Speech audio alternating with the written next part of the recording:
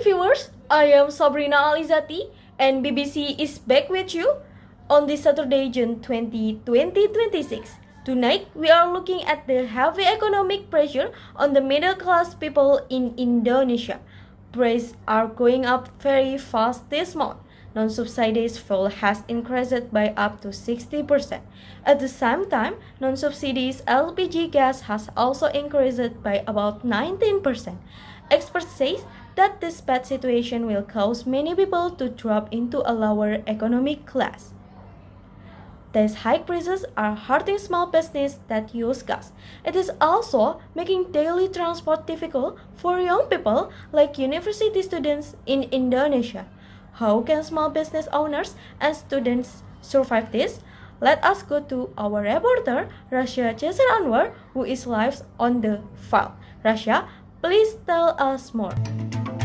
The impact of rising non-subsidized fuel and gas prices is now being clearly felt across the capital city.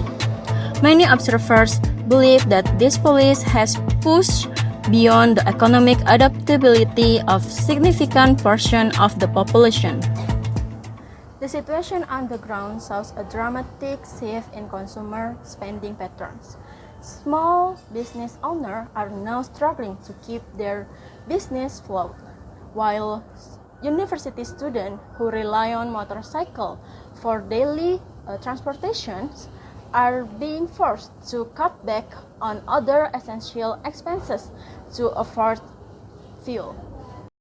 One of those directly affected is Miss Safira, a small culinary business owner in Jakarta.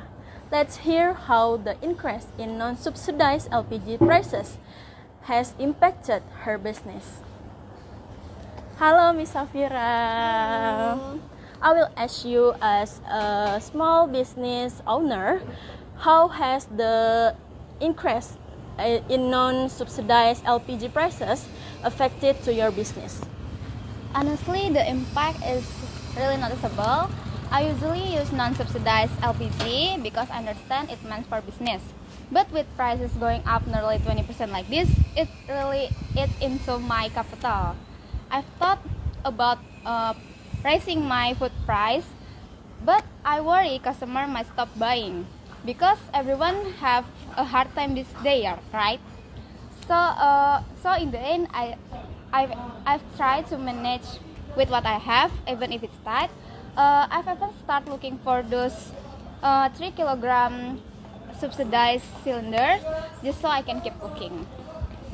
Okay, thank you for your answer, Ms. Safira.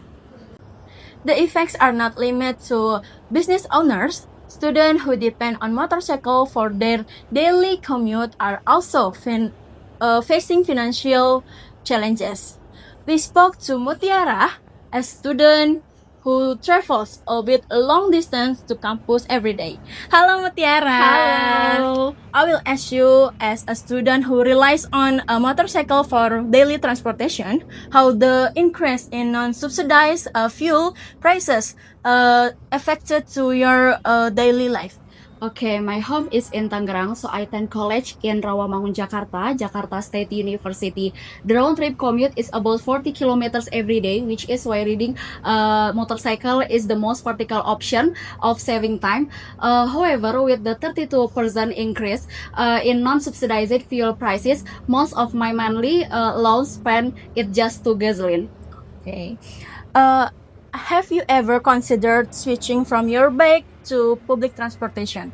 Maybe switching to public transportation is not really solution for me because the route increase multiple transfers, yes, so the total cost ends up being the same while taking more time and energy. As the result, maybe the option I have is cut back on my lunch expenses at campus so I can afford to keep my motorcycle running.